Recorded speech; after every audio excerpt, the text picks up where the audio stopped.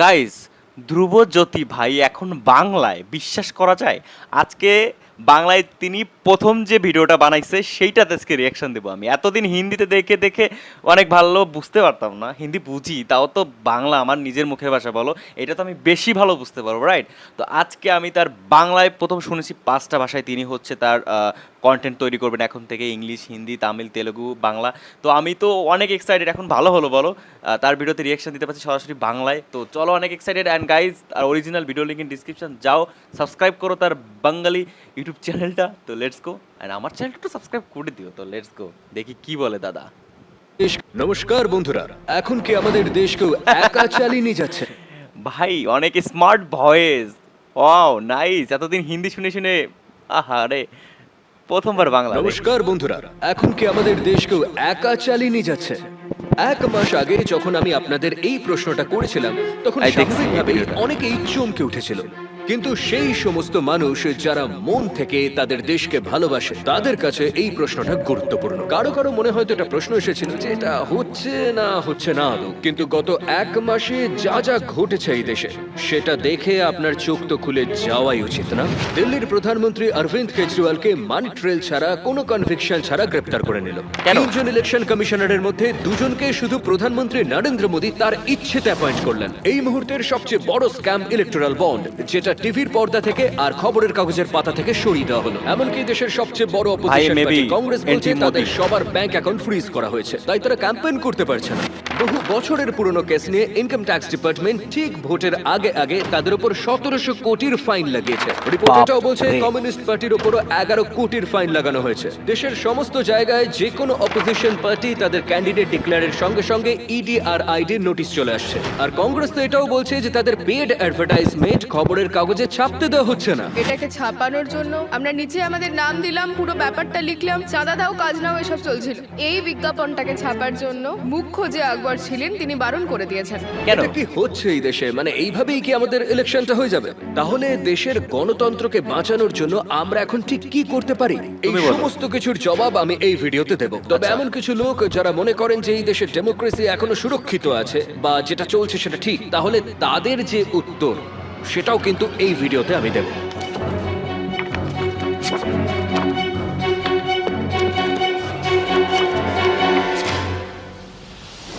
Video শুরু করার আগেই বলি, আপনারা অনেকেই রিকোয়েস্ট করেছিলেন যে হোলি ডিসকাউন্টটা বাড়িয়ে দেবার জন্য ধ্রুবরাঠি একাডেমির, তো সেটা 4 দিন বাড়িয়ে দেওয়া হলো। 4 এপ্রিল পর্যন্ত আপনারা এই কুপনটা ব্যবহার করতে পারবেন হোলি 50 ফ্ল্যাট 50% অফ পাওয়ার জন্য। টাইম ম্যানেজমেন্ট আর চার্জ। শুরু করছি অরবিন্দ কেজরিওয়ালের অ্যারেস্ট নিয়ে। স্বাধীন ভারতের ইতিহাসে এটা প্রথমবার হলো যে কোনো সিটিং চিফ মিনিস্টারকে অ্যারেস্ট করা হলো, আর সেটাও কোর্টে কোনো প্রমাণ পেশ না করা সত্ত্বেও। এর আগে দিল্লির এডুকেশন মিনিস্টার মনীষ সিসোদিয়াকে গ্রেপ্তার করা হয়েছে এবং দিল্লির হেলথ মিনিস্টার সত্যেন্দ্র জৈনকে অ্যারেস্ট করা হয়েছে। কেন? কারণ আম আদমি পার্টির এমপি সঞ্জয় সিংকে গ্রেপ্তার করা হয়েছে, আর এরা 3জন এখনো জেলবন্দী। মনীষ সিসোদিয়া বন্দী রয়েছেন প্রায় 1 বছরেরও বেশি সময়, আর সত্যেন্দ্র জৈনের তো 2 বছর হয়ে গেল জেলবন্দী রয়েছেন। আশ্চর্যের বিষয়, তাদের বিরুদ্ধে কোনো প্রমাণ কোর্টে এখনো পেশ করা হয়নি। ইডির অভিযোগ যে আম আদমি পার্টির নেতারা আবগারি দুর্নীতি মামলায় প্রায় 100 কোটি টাকার কেলেঙ্কারির সাথে যুক্ত রয়েছে। কিন্তু দলের নেতা আতাশি বলছে যে গত 2 বছর ধরে ইডি এবং সিবিআই এই কেসটা ইনভেস্টিগেট করছে, যেখানে 500-র বেশি জায়গায় রেড করেছে, 1000 সাক্ষী জোগাড় করেছে তারা। কিন্তু এখনো পর্যন্ত তারা কোনো প্রমাণ জোগাড় করতে পারেনি যাতে এটা দাঁড়ায় যে আম আদমি পার্টি এর সঙ্গে যুক্ত রয়েছে। মনীষ সিসোদিয়া আচ্ছা, প্রমাণ ছাড়া লয়ার এখনো দিল্লি হাইকোর্টে জেলে? দাঁড়িয়ে এই কথাটা বলারই চেষ্টা করেছিলেন যে এখানে কোনো মানি ট্রেল নেই, বরং এই নীতির জন্য দেশের জনগণ অনেক সুবিধা পাবে, আর এর ফলে সরকারি কোষাগার বৃদ্ধি পাচ্ছিল, যেটা পরবর্তী ক্ষেত্রে হাসপাতাল বা স্কুল তৈরিতে কাজে লাগতো। তো প্রশ্ন তো এটাই উঠছে যে যদি কোনো প্রমাণই না থাকে তাহলে কোর্ট বেল কেন দিচ্ছে না? এর পেছনের কারণ হলো PMLA, prevention of money laundering of আইন। money laundering। নির্দিষ্ট money করে বলতে গেলে laundering act। 2018 I'm a law সালে student, Modi I know Sarkar very well। এই আইনকে প্রণয়ন করেন, আর এই নতুন ধারায় বেলের শর্তকে বদলে দেওয়া হয়। এতে জামিন পাওয়ার সমস্যা বেড়ে যায়। বাকি আচ্ছা। আইনের ক্ষেত্রে যেটা হয় যে যতক্ষণ না দোষ প্রমাণিত হচ্ছে ততক্ষণ তার জামিন পাওয়ার অধিকার থাকে। কিন্তু পিএমএল এর ক্ষেত্রে ঠিক কি হলো? যতক্ষণ না নিজেকে নির্দোষ প্রমাণ করা যাচ্ছে ততক্ষণ কিন্তু বেল পাওয়ার অধিকার থাকছে না। এইভাবে 2018-র অ্যামেন্ডমেন্টে ইডির হাতে ক্ষমতা আরো বাড়ানো হয়। এই বিষয়টা অরবিন্দ Everyone কেজরিওয়াল is তার innocent গ্রেপ্তারের until আগেই proven কিন্তু guilty। ব্যাখ্যা করেছিলেন। ইডির কেসগুলোতে মানুষ জামানত পাচ্ছে না কেন? এবার এই পুরো আইনটা ইডির মানেই পাল্টে দিয়েছে। এবার এটা তো হয়ে গেছে you are guilty till proven innocent. এই আইনে এরা এটা লিখেছে যে আপনার উপরে আরোপ করা হবে আপনার ওপরে এফআইআর করা হবে, সত্যি মিথ্যে যা ইচ্ছে এফআইআর হবে, আপনাকে গ্রেপ্তার করা হবে। আর আপনি ততদিন পর্যন্ত বেল পাবেন না যতদিন আপনার মোকদ্দমা পূর্ণ হচ্ছে, যতদিন না আপনি নির্দোষ প্রমাণ হচ্ছেন। কিন্তু বন্ধুরা, বিষয়টা এতটাই সহজ নয়। অরবিন্দ কেজরিওয়ালের এই গ্রেপ্তারের পেছনে কিন্তু ইলেকটোরাল বন্ডেরও ভূমিকা রয়েছে। কোর্টের হিয়ারিং এ জানা যায় ইডি কেজরিওয়ালকে গ্রেপ্তার করেছে 4 জন লোকের স্টেটমেন্টের উপর ভিত্তি করে, যার মধ্যে একজন হলেন শরৎ চন্দ্র রেড্ডি, যিনি অরবিন্দ ফার্মা কোম্পানির হেড। 2022 সালের 9 নভেম্বর ইডি রেড্ডিকে ডেকে পাঠিয়েছিল এই আবগারি দুর্নীতি বিষয়ে জানতে। সেদিন উনি যে স্টেটমেন্ট দিয়েছিলেন সেটা কেজরিওয়ালের পক্ষে ছিল। ঠিক তার পরের দিন 10 নভেম্বর ইডি রেড্ডিকে গ্রেফতার করে নেয়। আর এই গ্রেফতারির ঠিক 5 দিন পর তার কোম্পানি অরবিন্দ ফার্মা 5 কোটি টাকা দেয় বিজেপিকে ইলেকটোরাল বন্ডের হিসেবে। এটা আমরা জানতে পেরেছি ইলেকটোরাল বন্ডের ডেটা দেখে। ক্রোনোলজি বুঝে নিন। ইনি প্রায় 6 মাস জেলবন্দি ছিলেন। অরবিন্দ কেজরিওয়াল কোর্টে এটাই বলেছিলেন যে রেড্ডি 9টা আলাদা আলাদা স্টেটমেন্ট দিয়েছিল 6 মাসের জেলবন্দির সময়, যেগুলো সবকটাই কেজরিওয়ালের পক্ষে। ওর গ্রেপ্তারি হলো, তারপরে ওর 9টা স্টেটমেন্ট শোনো, ওর 9টা স্টেটমেন্ট আমার বিরুদ্ধে গেল। তারপর 6 মাস ওকে গ্রেপ্তার করার পর 25 এপ্রিলে গিয়ে ও ছাড়া পেয়ে যায়। কিন্তু 2023 সালের 25 এপ্রিল 6 মাস জেলে থাকার পর তিনি যে স্টেটমেন্ট দিয়েছিলেন সেটা কেজরিওয়ালের বিপক্ষে ছিল। ঠিক তার পরের মাসে মে মাসে ইডি রেড্ডিকে জামিন দিয়ে দেয়। আর জুন মাসে রেড্ডি এই কেসে ইডির অ্যাপ্রুভার হয়ে যান। আর জামিন পাওয়ার 6 মাস পর তার কোম্পানি প্রায় 25 কোটি টাকা দেয় আবারও বিজেপিকে অনুদান হিসেবে। নিশ্চয়ই বুঝতে পারছেন যে কি খেলাটা এর পেছনে চলছে। ইলেকটোরাল বন্ড আমাদের যে ডেটা দিচ্ছে তাতে বলছে যে টোটাল 52 কোটির বন্ড কেনা হয়েছিল, যার মধ্যে থেকে 34 কোটি টাকা গেছে বিজেপির কাছে, বিআরএস এর কাছে গেছে 15 কোটি এবং টিডিপির কাছে 2.5 কোটি টাকা। তাই আম আদমি পার্টির নেতা আতাশি বলেছিল যে এই দুর্নীতিতে যদি কোনো মানি ট্রেল থাকে সেটা আম আদমি পার্টির কাছে নয়, সেটা বিজেপির কাছে আছে। এটা হলো মানি ট্রেইল। শরৎচন্দ্র রেড্ডির এই কোম্পানির দ্বারা দিয়ে গেছে ভারতীয় জনতা পার্টির ব্যাংক অ্যাকাউন্টে টাকা। বাকি যে 3 জনের স্টেটমেন্টের উপর ভিত্তি করে কেজরিওয়ালকে গ্রেপ্তার করা হয়েছে তাদের কাহিনীতেও কিন্তু এই রকম ক্রোনোলজি আপনি দেখতে পেতে পারেন। ঠিক এই কারণের জন্যই কেজরিওয়াল ইডির সমন কিন্তু এড়িয়ে গেছেন।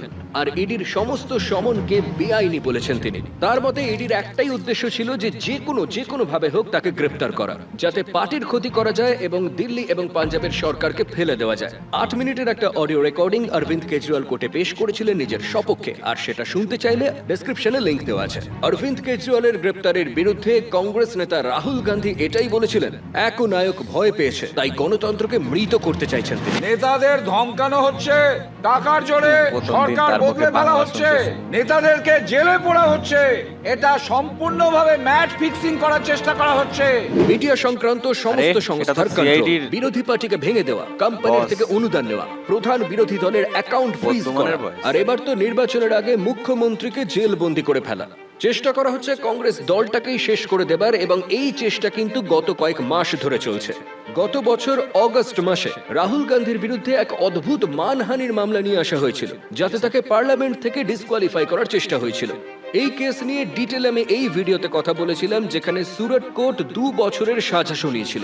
ভাগ্যিস সুপ্রিম কোর্ট সেই সাজা খারিজ করে দিয়েছিল, না হলে আজকের দিনে দুজন বিপক্ষের দলনেতা জেলবন্দি থাকতো। কিন্তু এখন তারা যেটা করলো সেটা হলো কংগ্রেস পার্টির ব্যাংক অ্যাকাউন্টকে ফ্রিজ করে দেওয়া হলো। এর পেছনে কি কারণ তারা দেখাচ্ছে যে ইনকাম ট্যাক্স ডিপার্টমেন্ট বলেছে যে কংগ্রেস ডেডলাইনের মধ্যে রিটার্ন ফাইল দেয়নি। এটা ছাড়াও 31 বছরের পুরনো একটা ফাইল খোলা হয়েছে, যে 1993-94 সালে ইনকাম ট্যাক্স ডিপার্টমেন্ট বলছে সেই সময় কোনো একটা সমস্যা তৈরি হয়েছিল, তো এখন আমরা একটা চার্জেস নিয়ে আসছি। আর 29 মার্চ আইটি ডিপার্টমেন্ট 1700 কোটির একটা নোটিশ দেয় কংগ্রেসকে। আর একই দিনে অন্য রিপোর্টে দেখা যায় যে 11 কোটি টাকার ফাইন লাগিয়ে দিয়েছে কমিউনিস্ট পার্টির উপর আইটি ডিপার্টমেন্ট। এর কারণ কি? কারণ তারা নাকি পুরনো প্যান কার্ড ব্যবহার করেছে।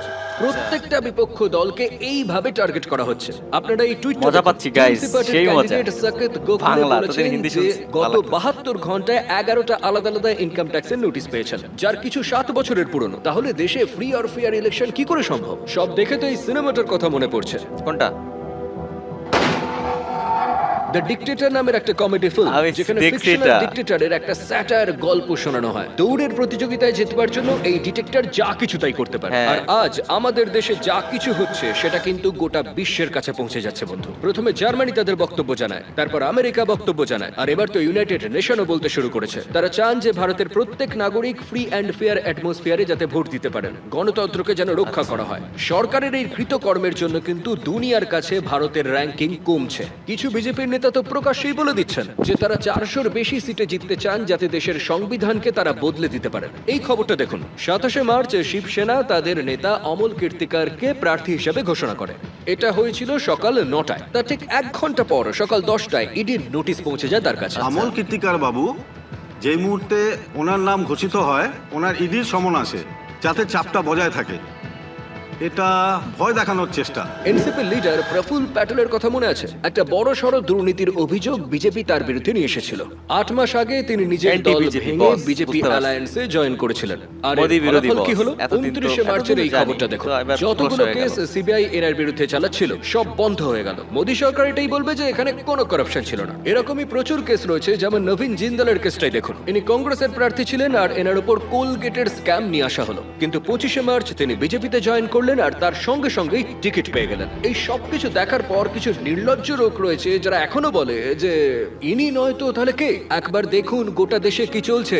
অবস্থা এটাই তৈরি হচ্ছে যে যাতে কোনো অপশনই তৈরি না হয়। দেশে সুস্থ শান্তিপূর্ণ ভোট করার দায়িত্ব কিন্তু এসে পড়ে নির্বাচন কমিশনের উপর। হ্যাঁ। কিন্তু সেখানেও তো আবার অন্য গল্প চলছে। 9 March 2024 mister Goel election commissioner তার পোস্ট থেকে রিজাইন করেন। Chief election commissioner Rajiv Kumar ঠিক এটাই বলেছিলেন যে তিনি পদত্যাগ করেছেন তার স্বাস্থ্যজনিত কারণে। কিন্তু অন্য সূত্রের খবর অনুযায়ী ওনার আশেপাশে যে সমস্ত মানুষেরা থাকেন তারা বলেছেন তিনি ভীষণভাবে সুস্থ ছিলেন।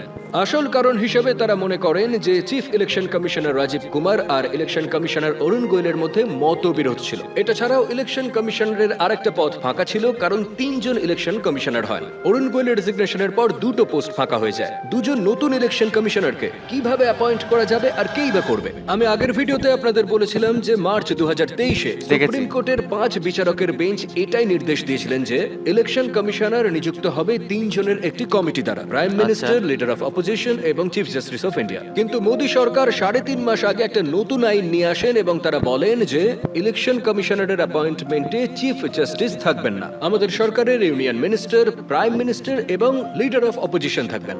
আর ঠিক এইভাবে 2 জন নতুন ইলেকশন কমিশনার নিযুক্ত হয়ে যান। 3 জনের যে কমিটি তৈরি হয়েছিল তার মধ্যে ছিলেন প্রধানমন্ত্রী মোদি, স্বরাষ্ট্রমন্ত্রী অমিত শাহ এবং ছিলেন অপোজিশন পলিটিশিয়ান অধীর রঞ্জন চৌধুরী। কিন্তু এরপরও সঠিক প্রসিজার সেটা কিন্তু ফলো করা হয়নি। অধীর রঞ্জন চৌধুরী বলেছিলেন যে মাত্র 1 রাত আগে 212 জনের লিস্ট তাকে দেওয়া হয়েছে, আর মিটিং এর একদম আগে 6টা শর্টলিস্টেড নাম তাকে দেওয়া হয়েছিল। অর্থাৎ সিদ্ধান্ত নেবার তাকে কোনো সময় দেওয়া হয়নি যে তাদের ব্যাকগ্রাউন্ড কি, কাকে অ্যাপয়েন্ট করা উচিত, তাদের এক্সপিরিয়েন্স কত আছে, তাদের ইন্টিগ্রিটি কি আছে। প্রধানমন্ত্রী মোদি এবং স্বরাষ্ট্রমন্ত্রী অমিত শাহ শুধু নিজের ইচ্ছেতে এই দুজনকে নিয়োগ করেন। সুপ্রিম কোর্টও তাদের মতামত কিন্তু প্রকাশ করেছিল যে এইভাবে পুরো বিষয়টা কিন্তু জানা সম্ভব হচ্ছে না। তা সত্ত্বেও কোর্ট কোনো রকম অ্যাকশন নেয়নি, কারণ কোর্ট মনে করেছিল একটা সমস্যা হতে পারে যদি এই নিয়োগ রদ করে দেওয়া হয়। তো কারা ছিলেন এই 2 জন নতুন নির্বাচন কমিশনার যাদের নিয়োগ করা হলো? প্রথম জন গণেশ কুমার, যিনি রিটায়ার্ড আইএএস অফিসার, আবার যিনি 2016 থেকে 2021-এর মধ্যে স্বরাষ্ট্র মন্ত্রকে কাজ করতেন অমিত শাহের আন্ডারে।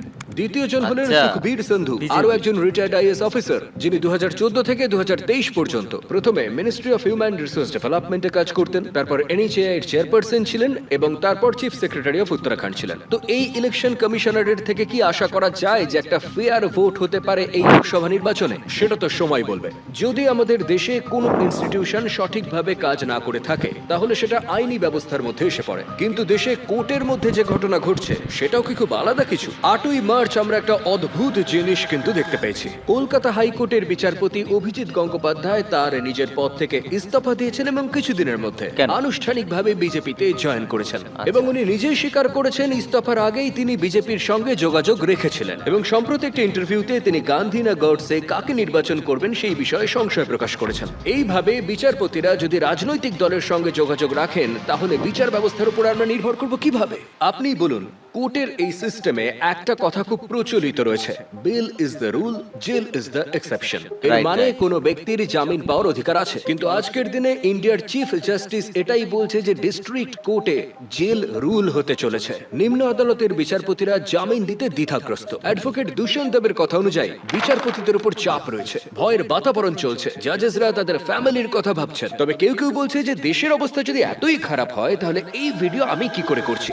দেশে যদি সত্যি একনায়তন্ত্র চলতো তাহলে কি আমার মুখ এতদিন বন্ধ করে দেওয়া হতো না? যদি গণতন্ত্র শেষ হয়ে যায় তাহলে এই সমস্ত এখানে চলবেই না। দ্য প্রিন্টের শেখর গুপ্তা কিন্তু এই একই প্রশ্ন তুলেছিলেন আমার আগের ভিডিওর পর। এই সবার কাছে আমার একটা প্রশ্ন আছে, স্ক্রিনে এই ভিডিওটা দেখো আর দেখে আমাকে বলো যে এই গাড়িটা কি ভেঙে গেছে না ঠিক রয়েছে। ভেঙে গেছে।